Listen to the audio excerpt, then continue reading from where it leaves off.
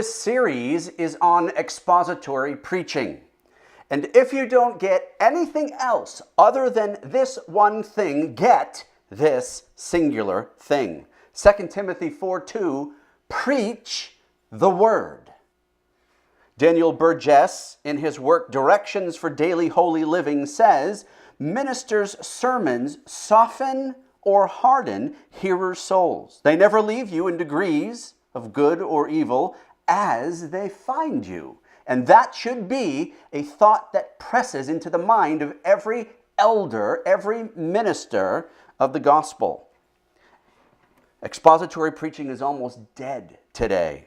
That's because sinners hate to be corrected by the word, and pulpiteers want to please the people that they preach to for a variety of different reasons, which we're not going to get into here.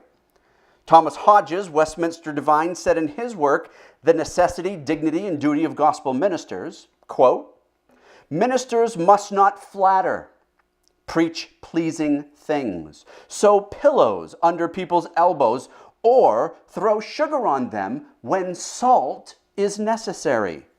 Their sermons must have acrimony in them.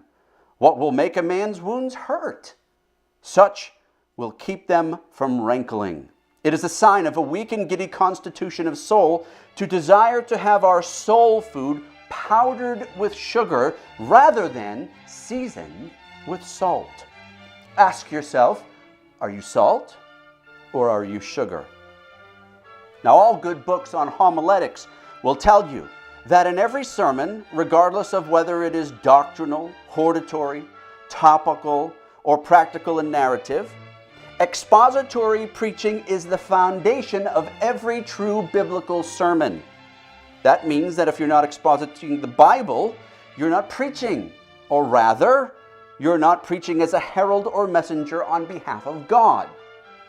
God did not send you to preach anything other than His Word, His Son, who is the Logos, the Word.